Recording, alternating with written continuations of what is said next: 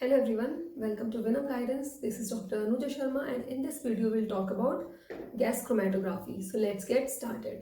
Now, before we move forward in this video, let me share some important news with you. Unacademy brings to you fast track revision for IIT JAM 2021 Biotechnology starting from 14 December 2020. In this course, top educators like Meenakshi Rajput, Vasudha Kotia, and Avantika Bansal will help you revise the entire syllabus of biotechnology. These classes will cover topics from general biology, molecular biology, basic biotechnology, biochemistry and physiology, cell biology, and biotechniques. The course will include strategy, tips and tricks, practice questions, and time management techniques for IIT JAM. The course will be covered in Hindi and the notes will be provided in English. I think you'll definitely benefit from this course and move one step closer to your target, that is to crack IIT JAM 2021. So I suggest you don't miss this great opportunity and subscribe soon. Click on the link in the description box and subscribe now. Use the referral code VINAMG when you subscribe and buy a plan on Unacademy. You can also use this code to unlock various free classes on Unacademy. Again, the link is in the description box. Click it, watch it and share it. So let's get into the video now. Now, gas chromatography is an analytical technique which is used to analyze and separate compounds that can be vaporized without decomposition. So in case of gas chromatography, your sample has to be either in gaseous nature or it has to be liquid that can be converted into gas without affecting its properties. Now, gas chromatography is also known as gas liquid partition chromatography and vapor phase chromatography. So in case of gas chromatography, your sample, which is either liquid or gas, is injected into your mobile phase under high temperature so that it can be vaporized.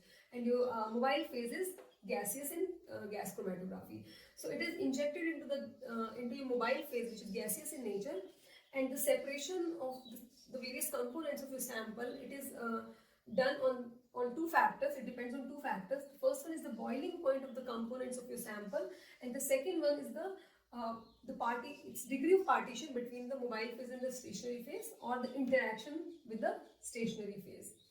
So let's talk about the various components of gas chromatograph. The first one is mobile phase. Now, mobile phase in case of gas chromatography is gaseous in nature. So you basically require a supply of compressed gas as your mobile phase. Now, the mobile phase is also known as the carrier gas, and the various gases that can be used as mobile phase in gas chromatography are helium, argon, and nitrogen, as they are inert towards most of the molecules. So they'll not react with your sample, with the components of the sample. Now the next one is the column that you're going to use in gas chromatography. The columns in case of gas chromatography are of two kinds. The first one is packed column and the other one is capillary column. Now the packed column is generally 2 to 6 meter in length and it is around 2 to 4 millimeter in diameter. And packed column in case of gas chromatography, it is packed with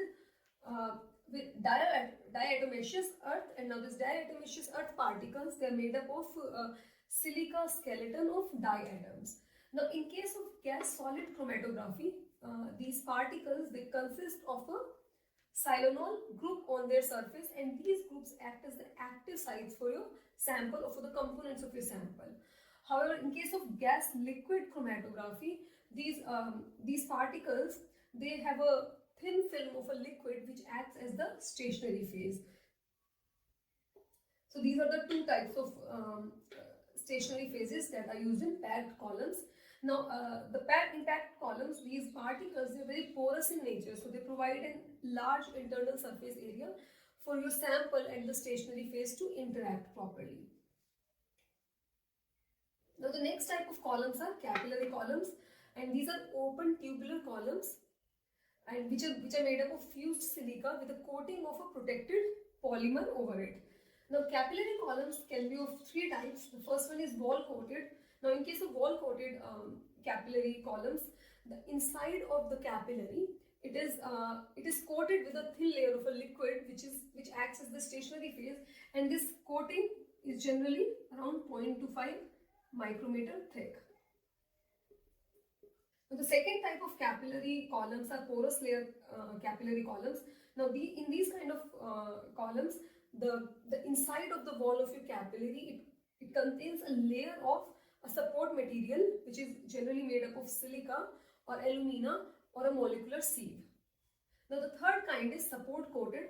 Now support coated are almost similar to the porous layer. Just one thing is different. Now porous layer consists of a layer of solid support. Support coated also consists of a layer of solid support inside the wall, on the inside of the wall of your capillary. But this support materials, they're coated with a thin layer of a liquid which acts as the stationary phase in support coated capillary columns. Now, packed columns, they can handle a very large amount of sample, but in capillary column, the amount of sample that you can separate by gas chromatography, it is limited. However, capillary columns can be used for the separation of very complex mixture of gases or liquids. Now, columns, in case of gas chromatography, they are contained in a thermostated oven. As I told you, the separation in case of gas chromatography, it is based on the boiling points of the components of your sample. So the temperature of your column has to be maintained at all times. That's why it is contained in a thermostated oven, so that you can control the temperature under which the gas chromatography is taking place. Now the third component of your gas chromatography is stationary phase. While choosing the stationary phase, there are certain factors that you have to keep in mind. The first one is that your stationary phase should be thermally stable, which means it must have a high boiling point. Now this is because the column in case of gas chromatography is going to be operated at a controlled temperature. So the stationary phase must have a temperature which is higher than the temperature under which the gas chromatography is going to take place, so that it doesn't get decomposed. Now, the other property is that stationary phase should not chemically react with the components of your sample. Third one is that it should be less volatile in nature. The fourth parameter to keep in mind while choosing your stationary phase, that the polarity of your stationary phase should be as such it is compatible with the sample that you're going to use. Because see, one factor that determines the separation in case of gas chromatography is the boiling point of your components of your sample. The other one is the interaction of the components with the stationary phase. Now these interactions can be of different type, among which one is the polarity. So the polarity of your stationary phase should be as such that the components of your samples can be separated on the basis of their polarity. Now another factor in case of stationary phase is the thickness of the layer. In case of capillary columns, the inside of the wall is usually coated with the stationary phase. The most common thickness that is used is generally 0.25 micrometer, and you can use a thicker layer of stationary phase if you're trying to separate highly volatile compounds like gases, because this will have a larger surface area to separate these gases. Or you can use a thinner layer if you're trying to separate less volatile compounds like steroids. Now an example of stationary phase that can be used in gas chromatography is polyethylene glycol. Now polyethylene glycol is polar in nature and it has a temperature limit of around 225 degrees Celsius. Let's talk about the instrumentation of gas chromatography and various steps involved in gas chromatography. So first you require a supply of compressed gas, which is known as the carrier gas, which is the mobile phase in case of gas chromatography. Now this mobile phase is run through the column and the flow rate can be controlled using this gas flow regulator. So it is run through the column at a controlled flow rate. And once the mobile phase has run through the column once, then the next step is the sample injection. Now sample in case of gas chromatography is injected under a high temperature. Now this is done so that the sample, if it's a liquid, it gets vaporized and is mixed properly with the carrier gas. Now the sample is injected at a temperature which is at least 50 degrees Celsius higher than the highest boiling point of the component in your sample, so that all the components in your sample are vaporized immediately and they're mixed with the carrier gas for movement through the column. Now sample injection in gas chromatography, it will depend on the type of column that you're using. So in case you're using a packed column, the sample is injected directly into the column. Now this is done because you have to make sure that the sample the mixture of the carrier gas and sample, the carrier gas is not too much, because if the carrier gas is present in large amount with your sample, then the peaks won't be sharp. So it will lead to the peak broadening and your component will not be identified properly. So to make sure that the peaks are sharp, the sample is injected in the column. However, in case of capillary, if you're using capillary columns, since the sample size that can be used in capillary column is very low as compared to the packed columns, so you have to make sure that your column doesn't get overflowed. So when you're using a capillary column, the sample is injected in a gas liner where it is mixed with the carrier gas, and how much the mixture of the sample and your carrier gas can enter the column, it is controlled just outside the column using a split vent. So that an ample amount of sample plus carrier gas enters your capillary column. Now, once the sample has been injected and starts flowing through the column, the next is how the different components of samples are separated or they're eluted once they have moved through the column. So if you look at the column, it consists of a layer of stationary phase on both the sides. If you're considering the column, capillary column. Now when your sample moves through the column, okay, so the components which have low boiling point will move the fastest. So the components with the lowest boiling point will come out of the column, will elute out of the column at first, and they will be detected by the detector. So if these signals by the detector will be sent to the computer and they'll be converted into a chromatogram or a graph.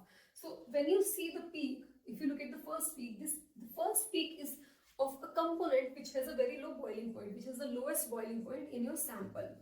And the components with higher boiling point will move later on, will move slow and will be eluted out later on.